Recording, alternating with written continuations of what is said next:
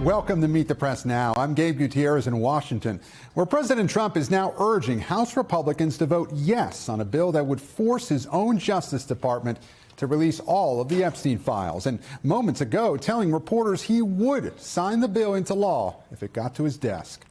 The president's willingness to release the files represents a stunning 180 after months of calling the files a Democratic hoax and attacking members of his own party when they brought up the issue. In a social media post late last night, the president writing, House Republicans should vote to release the Epstein files because we have nothing to hide. The president also warning that Democrats would be implicated after he directed the Justice Department to launch a new investigation. Today, the president spoke to reporters about his support for the House bill, but at the same time, he downplayed the issue while insisting that the Epstein files are a distraction. Do you want to see that pass the Senate? Would you sign that bill if it gets to your desk? I do want to. Here's what I want. We have nothing to do with Epstein. The Democrats do. All of his friends were Democrats. What I just don't want Epstein to do is detract from the great success of the Republican Party. You would sign it if it comes to your desk? Give them everything. Sure, I would. Let the Senate look at it. Let anybody look at it. But don't talk about it too much because, honestly, I don't want to take it away from us. It's really a Democrat problem. The Democrats were Epstein's friends, all of them. And it's a hoax. The whole thing is a hoax. And I don't want to take it away from really the greatness of what the Republican Party has accomplished over the last period of time. The president's pivot on the Epstein files comes as a Trump ally tells NBC News that Republicans have privately pressured the White House to shift its strategy, warning they could see mass Republican support for their House vote to release the files. Sources tell NBC News that vote could be as soon as tomorrow. Democrats, meanwhile, trying to frame themselves as rising above politics. Congressman Ro Khanna, one of the co-sponsors of the resolution to release the files, telling Meet the Press this is not about Trump, while also sharply rebuking him. If you gave me a choice, I'd rather the president reverse course. I'd rather he release all these files. Someone was saying that his numbers would go up. I don't care if he gets the political win. It's not about Donald Trump. I don't even know how involved Trump was. There are a lot of other people who are involved who have to be held accountable. You know why Trump is losing his MAGA base on this? The reason he's losing it is he ran saying there's a corrupt governing elite that has shafted you. That this is the Epstein class was the forgotten Americans, and I'm going to stand up for forgotten Americans. He's forgotten those forgotten Americans. For months, the president has publicly feuded with members of his own party, including former close allies over Epstein. The president this weekend rescinding his support of Congresswoman Marjorie Taylor Greene and calling her, quote, a lunatic and a traitor after she redoubled her criticism of the White House for not releasing the files. Greene reacted to the president's attacks yesterday. The most hurtful thing he said, which is absolutely untrue, is he called me a traitor, and that is so extremely wrong. And those are the types of words used that can radicalize people against me and put my life in danger. What do you think happened? What do you think is the reason for this? Unfortunately, it has all come down to the Epstein files, and that is shocking. The president has not been charged with any criminal activity linked to Epstein and denies any wrongdoing. And while much of the conversation around the release of the Epstein files from lawmakers and the president has focused on the potential political ramifications of their release, the survivors of Jeffrey Epstein and Ghislaine Maxwell are also speaking out and sharing their own message. My colleague Hallie Jackson spoke to two of those survivors ahead of tomorrow's expected vote. Please remember that these are crimes that were committed against real humans, real individuals. This is not a political issue. This has been going on for decades. So many things have happened over the decades that were law enforcement failures in this case. This is not partisan. We're asking for you to stand with us now to release all of the files. When you look at how long this has spanned, we have to do something about it, of course, and it really is not political. It's never been political for us. We've been saying that, and it seems to be, we scream it from the rooftops, and somehow it still gets politicized. Joining me now from the White House is NBC News Chief Justice and National Affairs Correspondent Kelly O'Donnell. NBC's Julie Tsirkin is on Capitol Hill, and also with me, NBC's Chief Law Enforcement and Intelligence Correspondent Tom Winter. Thank you all for joining me. Kelly, I want to start with you.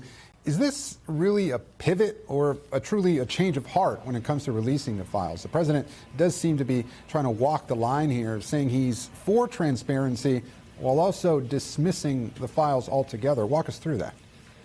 Well, certainly this is a response, it would appear on its face, to political pressure. The president has a sense of what the political mood is and certainly understands what's happening in the Republican Party. And we've seen many more Republicans moving toward supporting the release of the files and wanting to get past this by answering the public's demand for this information. The president said today to our colleague Garrett Haake, who was the pooler in the Oval asking the questions about this, that this is about wanting to get past it. The president focused on saying that this is a distraction. Well, it's been a distraction in part because it has been prolonged. And the president initially, when he was campaigning, said he was for the release. Then his administration backed away from that, put a lot of roadblocks in, tried to stop others from pushing toward the release. And now he's read the room and decided that it is important to just get past this. What we don't know is what the files will tell us, what more information there is. He also separately called for an investigation of named Democrats, that he did that in a social media post, directing then the Department of Justice to take that action. And we saw Pam Bondi assign a top prosecutor to begin that work. We'll see where that goes. But there are still big questions about can files be released in a timely way when there are new investigations taking place? A lot of those things will have to be sorted out. But politically, the president is trying to kind of reclaim the main ground that other Republicans have been holding. Yeah, Kelly, look, has the White House given any indication of how they plan to proceed with this, given that the president late last week had that social media post, as you mentioned, ordering that new investigation when just a few months prior, the Attorney General had released this memo from the DOJ and the FBI saying that there was nothing to see here, essentially that there were no other charges coming in this Jeffrey Epstein investigation. How is the administration squaring that? Well, they're not really squaring it in the sense that that July memo that you referenced said that they had exhaustively looked at the files. There was no actionable information to pursue, and that, therefore, there would not be a release of additional information. They also cited the importance of not betraying any confidences of victims in that, redactions that would need to take place, and they have put out a number of documents that have been in the public domain for a while, but that was intended to end it in July. And now we're in a different place, and it is unclear. We've been asking those questions about what comes next, and the president has said it's up to the Department of Justice, and we have not had really an update yet as to how they will proceed on the cases where the individuals named were Democrats and prominent officials that the president cited, and having them investigate those figures. And Kelly, I want you to stay with us. I'm going to turn now, though, to Julie Tsirkin up on Capitol Hill. Julie, looking at tomorrow, how are we expecting this to play out? Are there some Republicans who need this approval from Trump, or was the critical mass already there?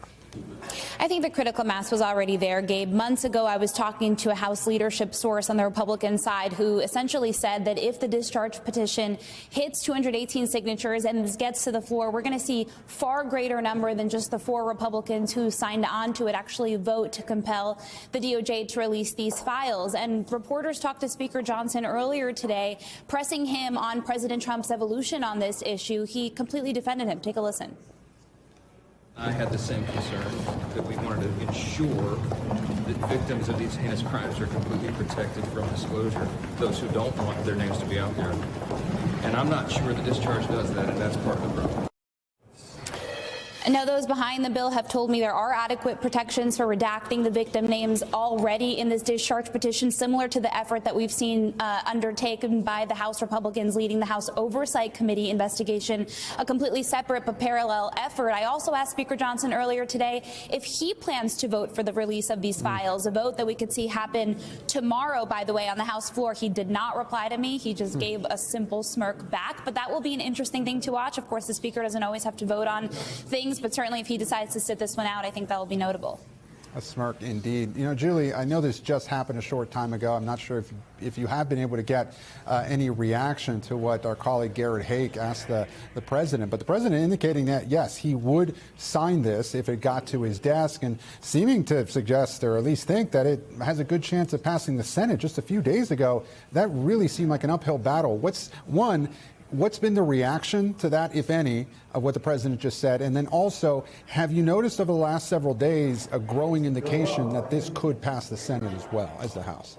Well, even before the president's comments this weekend, if there was a big vote on the House floor for this bill, as we expect there to be, it would put a lot of pressure on the Senate, and it would frankly make John Thune, who's the Republican leader in the Senate's job, a little bit hard if he decided not to put it on the floor. But in the Senate, you need 60 votes, so you need 13 Republicans at least to join Democrats in passing this resolution if and when it does pass the House as soon as tomorrow. And when it comes to the president's comments to Garrett, unfortunately, the Senate is not in today, so we have not been able to ask them. The House is just getting back in today, but I do think it gives some political cover. I think when you talk about the Epstein issue, it's so unique, unlike all others, where they are, the Republicans I'm referring to, are looking for permission, let's say, to the other side of Pennsylvania Avenue, to the White House.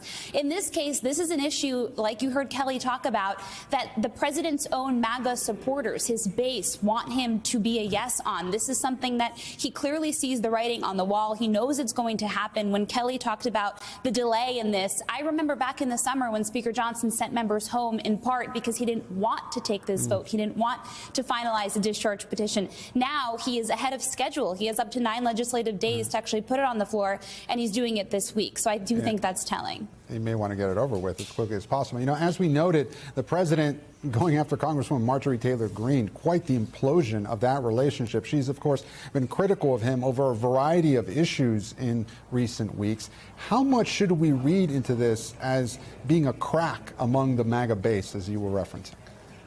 Yeah, I think we've seen that for months now. I remember I was on the campaign trail with the president in the final days before the election. This came up all the time during rallies. I think that juxtaposition of this administration, this Department of Justice wanting to be truthful and transparent is something that his supporters will not forget. And it is why Marjorie Taylor Greene has signed on so long ago and has been pushing for this. She says, as you played in that clip over her interview over the weekend, she says this is all because of Epstein, but this is not the only crack that has emerged between her and the president. She has also opposed him on some of his foreign views, the actions that he's taken in the Middle East as it pertains to Israel. She's been very critical of that, the Affordable Care Act, what his party was doing or not doing as it pertains to the shutdown. So this in many ways has been a long time coming, but stunning it has evolved in such a public way over this issue. Julie Tsirkin on Capitol Hill. I want to turn now to Tom Winter. You know, Tom, the president has not hesitated to make the direct requests of the Justice Department before. So does he actually need this vote for the DOJ to release these files?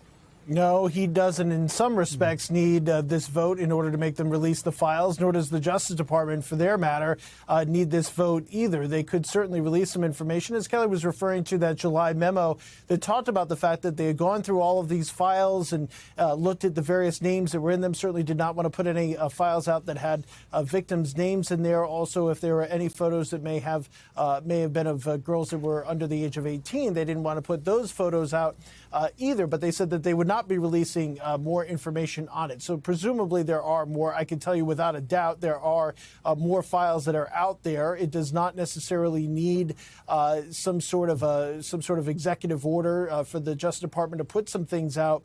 But there are some questions as far as what materials could be covered by the grand jury that would need a judge to sign off. Already this Justice Department has tried that path in order to release some information, and the judges have struck that down. One of the big concerns they have, one of the big concerns traditionally the Justice Department has, Gabe, is those third parties that could be mentioned. You know, I could pick up the phone, call the FBI, tell them information that I believe to be true involving you, for instance, and it may not be true. It's just information I heard. It finds its way into a 302. What if it's not true at all? What if in fact it's investigated, it's not out there? You would be tarred as a result. It seems like a silly example, but it's certainly something that's top of mind for investigators. And of course, Tom, we know that you would never, ever do that to me.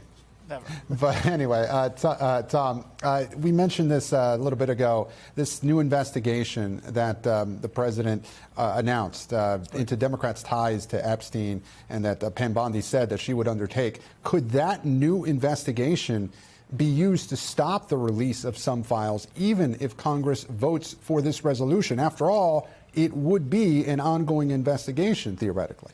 Right, Gabe. So, yeah, the investigation being led by the U.S. Attorney's Office that actually brought charges against Jeffrey Epstein, against Ghislaine Maxwell, but the same FBI office that investigated the whole matter was able to get to a point of bringing charges. The fact that they're going to look at it and find something new after the FBI and the Justice Department told you in July that there wasn't anything to even open an investigation, let alone move forward to a prosecution. Big question mark. Look, the bill is, and here it is in black and white with a touch of color. The third line on this, it's only 4 lines. The third line says DOJ is permitted to withhold certain information, such as the personal information of victims and materials that would jeopardize an active federal investigation.